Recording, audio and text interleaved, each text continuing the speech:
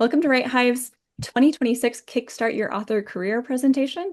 I'll be your your moderator here. I am AJ Alexanders. I go by Poppy, and I will be working with these three incredible women who are going to fill you in on all the ins and outs of getting started. It's my pleasure to introduce your presenters today, Kat, Kira, and Alli. Kat, or KJ Harrowick, holds an AIS and is the co-founder and chief technology officer for the I Know Why She Stayed initiative and Authors Against Abuse. She's a speaker and advocate for domestic violence, a mentor for the Right Hive mentorship program, and teaches authors why, teaches authors why self-publishing is a career choice, not a last resort. KJ is currently working on her sci-fantasy novel, Where the Ash Wind Blows, and which will hopefully release in late 2026. I'm glad to have you here. We also have Alli Martin, who is a sci-fi and fantasy writer, editor, and podcaster who specializes in the minor details, twists, and complications of fiction. Her work can be found on her website, allimartin.com, her Patreon, in print, and on various other websites across the internet. And last but definitely not least is Kira. Kira is a fantasy author with a love of long fantasy series and deep mysteries. She has been a repeat panelist for Right Hive conventions and is presently working in editing. I'm sorry, wow. She works with screenwriters in her spare time and has exactly the right amount of cats, which I love. So thank you all for being here today. This is a little bit more hands-on. This is going to be more of a hands-on presentation. And I'm very excited to get into it. So first and foremost, you guys are the Writing Mystics, which is a group of author coaches providing community and individual support. If anyone is interested in learning more about this, you'll check out their coffee at coffee.com /writing mystics. So yeah, okay, let's jump right in. So first and foremost, your author journey starts exactly where you are. Before you begin your author career, consider what you already know about your writing. That means knowing what you write and who you're writing for. So, Kat, go ahead and can you tell us what you already know about your writing? So when I was sort of in this transition period, when I was just writing and I was kind of thinking about, okay, I need to move forward. I want to be published. I want to sort of be more of, I want to start my career. I was tired of just sort of being in this waiting game all the time. So at the time, I was writing just science fiction and fantasy. I always write for adults. I like having the flexibility to be able to go into very, very dark spaces, but also to, there's something about talking to adults. When you speak to adult readers, it's a little bit different than speaking to sort of a YA audience or speaking to a children's audience, which may come with some boundaries. Um, but I love very grimdark fantasy worlds. I love lots of like deep space science fiction. I love the intersection of horror. And so these are the spaces I'm really comfortable in writing. And of course, I love a good romance. Well done. And so I kind of end up blending all of them together. And I knew that my writing was a little bit more niche and not really commercial. Um, but it's what I love. I mean, if people always talk about, here's my favorite books, and then they'll put up like 5 or 6 books, and they're all mainstream commercial, the same 5 books you kind of see all the time. I love Ivan Cat, who wrote 2 books and then disappeared. Don't know where he is. I would read anything this man ever wrote because it's just gorgeous. I love W. Michael Gear. Him and his wife are archaeologists, and they bring in like this American lore into like deep sci-fi worlds, and just very, very dark uh, situations. So I knew that sort of going into it. Since then, since I've sort of made that transition, I now write educational literature for domestic violence. I've written a memoir. I write writing and craft articles, just kind of wherever I can write, I write. But my true love is this stuff, the really dark stuff, the sci-fi stuff, that sort of book you can curl up with and completely escape the modern world. Gotcha. So that helps set the boundaries for me of, okay, I know that the audience I'm targeting is going to be a little bit smaller, but they're also my people.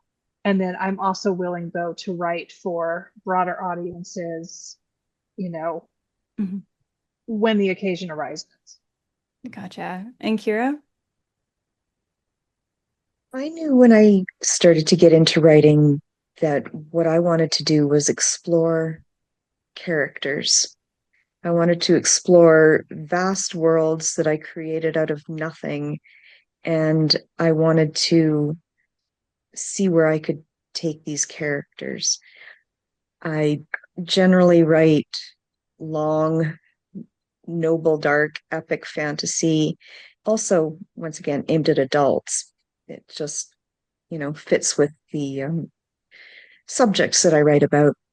And I felt that I wanted to really kind of delve into things like relationship dynamics and um, characters with deep emotional wounds. So when I started to really write, I knew I had to really start to dig into craft so that I could do my characters justice. So there. That's good. And Allie? So I actually come from a more academic background. I've got a BA and an MFA in creative writing. And in those spaces, um, we were encouraged to not write genre fiction, but that is not where my heart lies. And actually, when I went into my MFA program, I had about 10 years in between the two degrees. And so I knew that if I wanted to write what I was going to write, I was going to need to go in and tell them, hey, it's going to be sci-fi and fantasy. This is what you're going to have to deal with from me. And I also write alternate history and steampunk, and my degree kind of became an exploration of steampunk primarily because that's the novel that I was writing for my thesis. Um, but I also know I particularly like to explore gender and identity, often through time travel and robots. Um, and I mostly write novels for adults. I also write some shorter fiction to like novella length and even a short story here and there, but I'm not as great at it. Um, and I am particularly interested in probably appealing to people who are queer, neurodivergent, or wrestling with their mental health. Those are often subjects that appear in my writing because it's what I struggle with and deal with in my own world. And so all of those things are stuff that appeal to me, come up. So it's all stuff that feeds into what my author career will eventually be. Excellent. All of those were fantastic answers to that question. Um, Now, what skills and resources do you already have that benefit your career as an author? Did any of those skills and resources help you make any decisions related to your career? Let's start with Allie this time. So, um, as mentioned, I'm an editor. So, as an editor, I feel fairly confident with my editorial skills, particularly pertaining to copywriting. So, that is a very valuable resource for me to have because it means that I don't necessarily feel like I need to hire out for copy editing.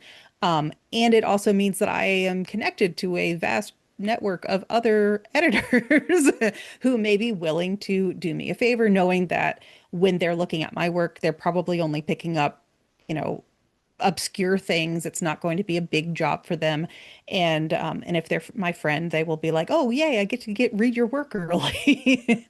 So that is definitely a skill and a benefit that can help with my budget because I don't necessarily need to budget for to hire a copy editor because I know that I can get a fairly clean manuscript on my own. But I don't have any experience with art or not a lot of experience with design. I did work in educational publishing, so I've got some experience, but it's now 10 years old. So I would probably be able to kind of like speak the lingo there, but I may not have the skill sets to lay out a book entirely on my own. I could probably get a good way through. But because of those things, like I said, these are the beginning of resources and where I can start making some decisions. Another thing, though, is I do a lot of public speaking. I'm comfortable speaking in front of an audience like this. I also teach other workshops, both online and in person. And I've done a lot of speaking at DragonCon, which is a sometimes very large audience. And particularly when I'm talking on a Marvel panel. And so I've gotten comfortable talking to strangers and these sorts of places. And so that is another skill that is in my author resource kit. Okay, so by trade, I'm a web developer and a graphic designer. So I have already, was already building sort of book covers for some of my clients. I work with marketing companies. I work with indie authors. So I kind of have this range from individuals to the corporate level for all of these things. And I work with a lot of people that are that work with marketing. I do marketing. And one of the interesting insights that I've noticed is marketing on a corporate level and marketing on like an indie level looks very different. There's a lot of things that you can do industry wise to sort of bring one industry into the other, but they do look different. Indie authors do all these crazy marketing strategies, and a lot of them really work. They're fantastic. And they're not things that corporations would do, but then you see sort of corporations starting to pick up some of those little things and trying to leverage them. So anyway, so when I go to publishing, I can lay out the book, I can do the design. I also copy edit and proofread, for a lot of the work that I do because I'm the last line of defense. So I'm always, if stuff's going through a team, that's great, but the more people that touch it, the more chance you have for like little micro errors to happen. So I'm always on the lookout for, you know, where is this comma falling? Does it need it? Where's the legal here? And then you learn too that you learn a lot about how to sort of copy edit with a company's or a person's style, sort of keeping that style intact. Because a lot of times, like with one of my clients, everything that they write goes through legal. So they word it in a very specific way to protect themselves legally. So when I'm reading it, it kind of looks like a little bit of a jumble, but it's intentional jumble. Um, so yeah, when I'm publishing, I can take all of those skills together.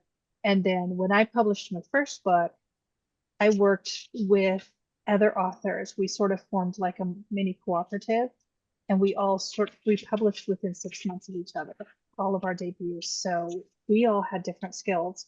We all leaned into each other's skills, and it was really nice to be able to learn about, what is an LCCN, a Library of Congress control number. What does it do? Where do you get ISBNs? Is it better to have a free one or is it better to buy your own? And what's the difference? So having writer people around me that were sort of at the same level and all of us learning together means there was various insights and none of us had to hire out. We sort of did the learning process together.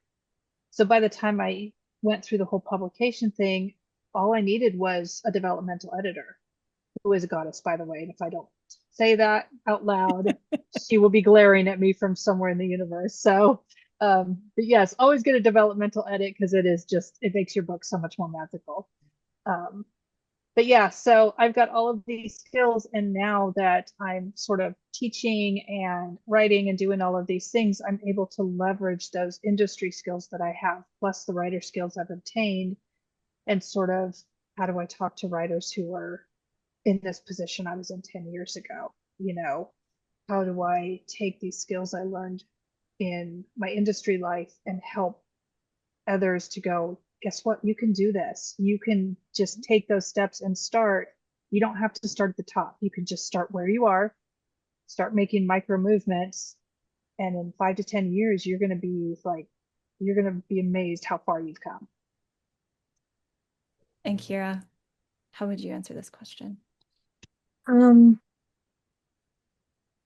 well, one of the skills that I bring to writing is I as a martial arts instructor, I am able to choreograph, write, and assess fight scenes, which people quite often have a lot of trouble with. And it makes a big difference when you're writing things like fantasy or mystery or thrillers or sci-fi when you have to get those scenes right and not have them fall apart. Another thing that I spent a long time as a researcher in a museum and with a background in anthropology, that gives me a kind of a broad resource to world building. And when you're working in fantasy and sci-fi, you need to be able to world build in a realistic way that supports your story and supports your character and doesn't fail your readers. So that's a really big resource. But I think one of the biggest one was spending time at the Motion Picture Industry Institute and working with screenwriters. And with screenwriters, I have learned so much about the collaborative process, about, well, story, just crafting story, and about how to build your career from, yeah, from a bunch of people that have been doing it for, 30 and 40 years. So it's a really great resource there. Yeah, for sure. Now, when you are an author, and especially in indie publishing spaces, you have a bunch of different roles to fill. What roles have you handled as a writer? What are you best at doing, and what have you had to learn? So we can start with accounting. Kat, would you might like to start us off with that? Oh, funny. So one of probably the most difficult things when as writers, we write these fantastic stories, we get immersed in our worlds, and then all of a sudden it's like you have to do the business side. You have to look at, do I need to incorporate myself or become an LLC? Do I need to, but with the accounting side of it, it's it can be a bit weird. I mean, there's a lot of really good accounting programs out there. I'm not really great with accounting yet. I'm still learning. I I have another company that we have a chief financial officer because we're all like, nope, we don't want to handle the money. Nobody wants to do it. Um, but I think one of the biggest things that I learned is it's great to give stuff away, but sometimes you have to look at, are you really making money? You know, Hmm. uh, how do you document every month? And obviously, if you're lead publishing to Amazon, love about Amazon is that you get real life in the moment. As soon as somebody buys a book, it's in a report. Everything's in reports, and the more you add to your catalog, the more you can see weekly, monthly what you're selling. Places like Ingram Spark, they just send you like, I can't remember if it's once a month or once a quarter, they just send you a notice. Oh, by the way, you made this, and then they dump it into your account. So with the accounting side of it, you kind of have to go, okay, where am I really selling? And especially now, in the last year, a lot of these platforms are now starting to charge more. They're charging for you to upload your book. So if it costs you $75 to upload your book, and over the next 3 years you make back $40, then you have to start weighing, okay, I can write all the numbers down and do the accounting for it, but am I making anything? And then here's the interesting thing, because when we're first starting out, we want to earn out with every book. If we spend $2,000 on editing, great. $500 on a cover, you've got all of that money that you just spent listed, and you have it ready, and then you sell 5 books. So maybe you've made $15. And then you're kind of going, okay, wait a minute, what's going on here? So what I always try to coach authors to think about is, when you're starting out, your first book's not going to earn out unless you hit like some magical lucky strike, and all of a sudden it just goes out into the universe and it's magic. Your second book, you're probably not going to earn it. Your third book, you may be doing a little bit better, but a lot of people have noticed that it really takes a solid 5 books published, and then you go, okay. And then you kind of start looking at, now I've got a few more sales. People are starting to notice me because, I am doing the marketing. And then you look at, am I earning out yet? Um, One author, Lindsay Baroker, I love what she does. She just kept publishing. And then all of a sudden now her books earn out before she ever even publishes. She puts up a pre-order link and a month later the book is completely earned out. It's crazy. I'm like, oh, I want to get to that point. So I know I'm not talking like the details of accounting, but it's really about the math and the numbers. And you have to start looking at what program works for you. Is it a spreadsheet? Is it QuickBooks? How much are you selling that's going to leverage how much you're documenting? Um, and then are you making enough to actually tax every little thing that you sell? Or if you're selling 10 books a year, do you really need to tax it because you're under that bracket where nobody cares? So you just document it for yourself for the future. And then every book just sort of go, okay, how can I make this one earn? What resources can I use that are free to help me market it so I'm making more and not dumping all this money into Facebook ads with 2 books? Right.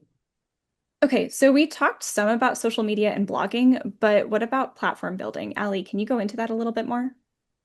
So the thing with platform building is that you usually starts with a website. So on a website, you don't really need that many things. I think a lot of people get overwhelmed thinking that you need to have a lot of things.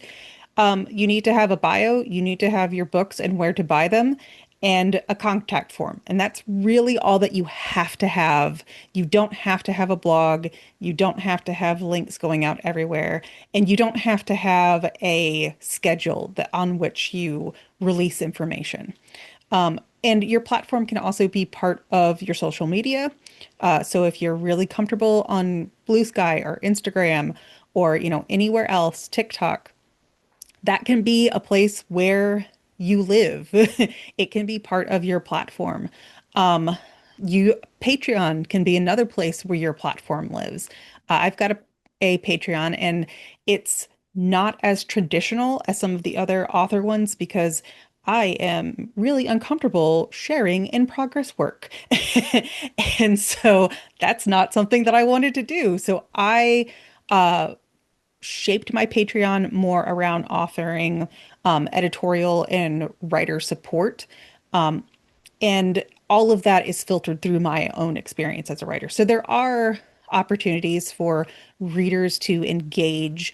Um, every month I post a public once a month thing. It's framed as advice for authors filtered through my previous month's experience writing. So it will deal with like if I had really a lot of trouble like focusing and finding motivation to write, it'll be here's how I dealt with that this last month. So for a writer, it would be support in, oh, here's some ideas that I can use the next time I'm struggling with this. And for a reader, it can be, oh, this is the kinds of experiences and problems that an author can go through. Neat. And I do have another tier that is for behind the novel, which is more about my process. And it's, that's where I might share a deleted scene, not the in progress, but a deleted scene. That's okay. But all of those things can help you have that platform, have that connection with your readers, with other authors. And all of that just goes into supporting what your platform is through social media and your website, Patreon, whatever it is. So you touched briefly on discomfort, and I know that one of the most common things that I hear, especially from starting authors, is that, well, I'm an introverted person. How do I build that platform if engaging with public and engaging with people is difficult for me? I think a lot of people would think that I am extremely comfortable with being on stage and things because I teach workshops and because I've been on conference panels and stuff. But I'm just really excellent at masking. And after I've done all of these things, I tend to go sit in a quiet room for a couple of days. And it's just, some of it is just finding comfort in the material. So you may not be comfortable talking to people, but there is comfort that can be found in the material that you're talking about. So, like I said, DragonCon, that is a place where I'm really putting myself out there, but I am doing it so in a very comfortable way because I get to talk about Bucky Barnes and Stargate and Buffy the Vampire Slayer. Like, I am not talking about things that make me uncomfortable. I am talking about things that make me very comfortable. And I'm so comfortable, in fact, that I have been on a panel about time travel with two PhD astrophysicists. And that was certainly intimidating because I was like, okay, guys, come on, please introduce us. PhD, MFA. But but it was something that I said, all right, I can do this. I've done this other times. And a lot of that is in gaining the experience. So talking about things that you are in love with, that you have a lot of knowledge about, being able to share your expertise and knowing that you have expertise. And I promise everyone has expertise. You may feel like you don't, and you may feel that imposter syndrome, but you do have expertise, certainly in your own experiences and whether or not you like a thing and how you like a thing.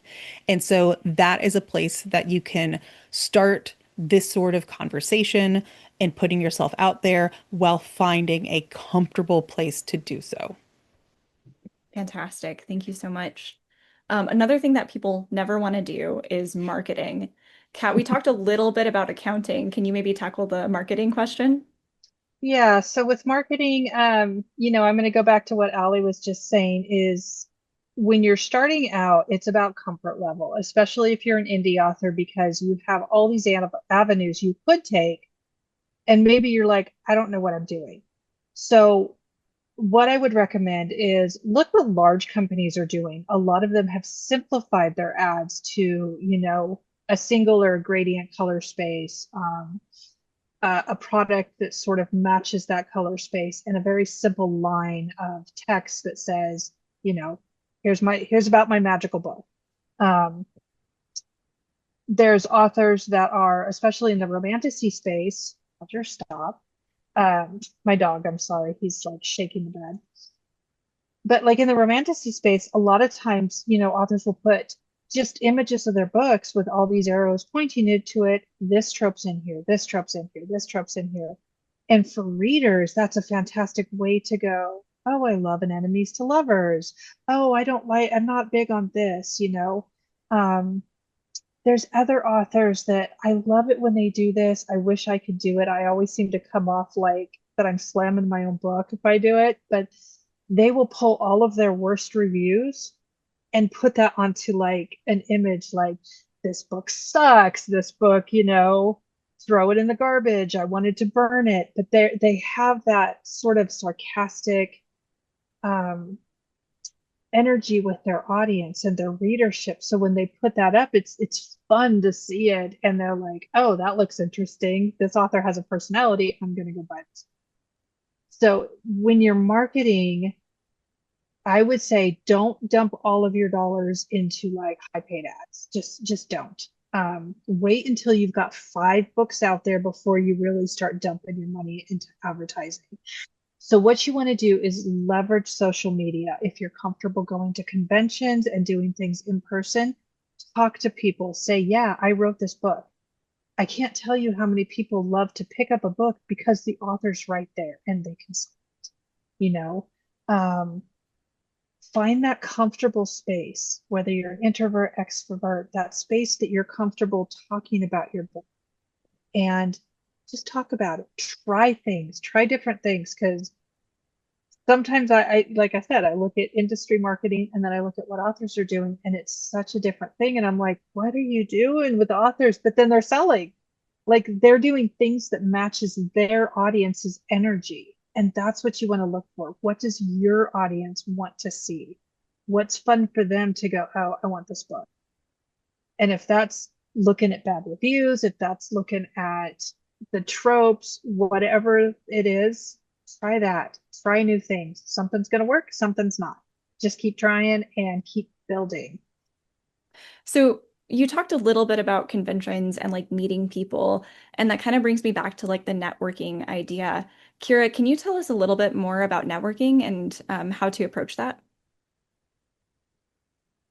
Networking is one of those really important things to build as a new writer. When you start to build networks with fellow writers and fellow artists, you have a resource there that you can use throughout your writer career.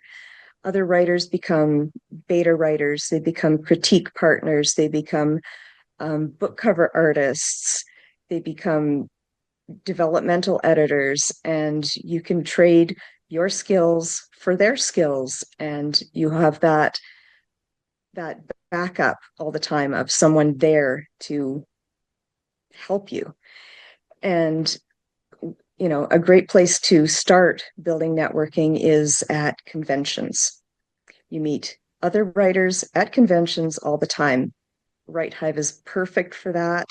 There are so many new writers, there are so many intermediate writers, and so many experienced writers, and everyone wants to share because they've shared, they've had people share with them before in the past, and because of that, they want to share what they've learned as well. So networking is one of those things that you want to really concentrate on and really work to build. You build friendships, and they are just so important. So, yeah. Fantastic. Yeah.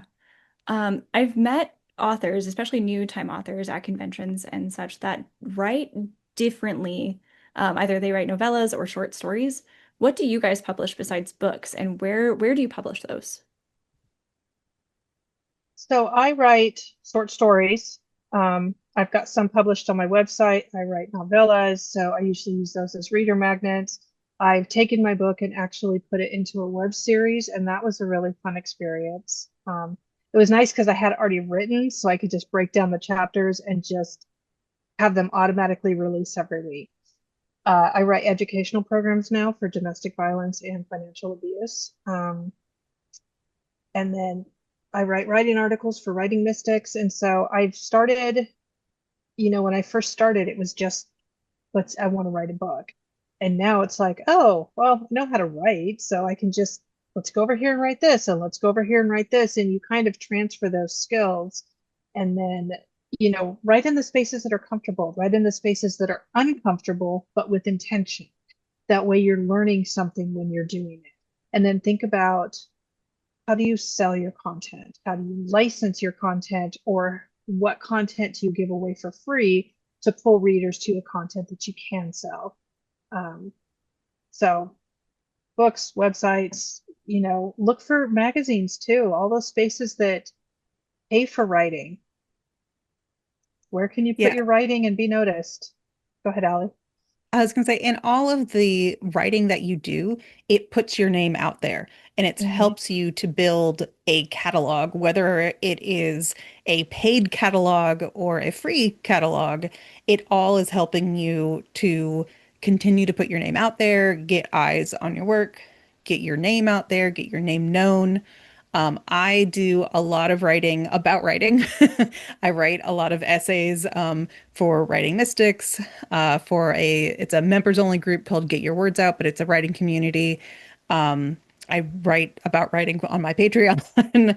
I also have done a lot of writing about pop culture, which ties into all of the stuff that I do at DragonCon. I was briefly a writer for the website Slash Film, which was pretty much the most fun job I've ever had. Um, and I'm a podcaster as well. I'm a regular contributor on the 42 Cast, which is basically like a geeky, nerdy podcast. So it's a continuation of that pop culture work. I've been on a bunch of different Marvel episodes, talked about time travel and multi-universe and franchises, books that we read as a kid, like all kinds of different stuff. And again, that's tapping into where do I feel comfortable talking about these things? What do I feel comfortable writing about? So all of those things all help build my catalog. Yeah, another podcast that I was on, Story Kernels. So that's a writing podcast. And a friend of I, we would take a prompt and we would turn that prompt into a story in that hour podcast. So there's a whole bunch of different ways that you can build your catalog and get your name out there that are not necessarily just books. There's lots of different ways to do it. And Kira? I have a short story coming out in an anthology later this year. I do craft article writing for Writing Mystics, and I work kind of in the background doing editing and archival work for the Motion Picture Industry Institute, where we're putting together a couple of books on screenwriting. So trying to get yourself into places where you have that back catalog, where you have experience doing more writing anywhere is just it's helpful. Thank you. So all in all, I think that we've kind of come together and addressed a lot of these things. And I think we've answered, I think, at least a lot of the questions that I had coming into building my own author career. At this point, we should probably turn it over to questions. However, I do want to just mention that you guys are a part of Writing Mystics. Can you tell me just a little bit about that? Writing Yeah. Mystics, we're a coaching group. So we are here for you. So if you have other questions beyond what we've covered here or that are more personal, something that you don't necessarily want to engage with at a conference and you'd rather talk one-on-one with someone, we are all writing coaches. But we also have our coffee, which we all lovingly sometimes pronounce Ko-fi, where that's where we post all of our articles.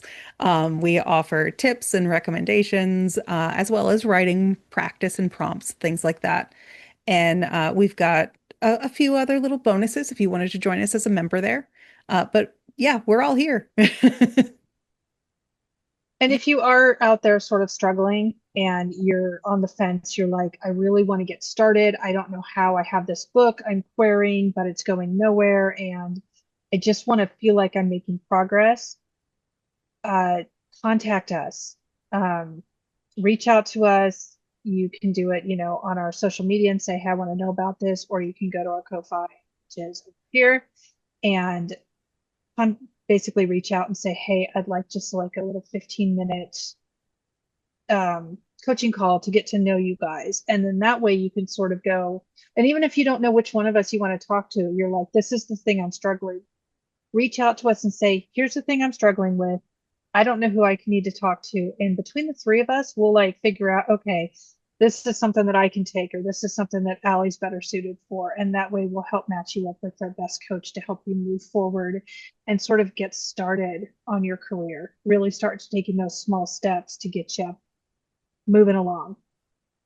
Fantastic. And you did mention your social media.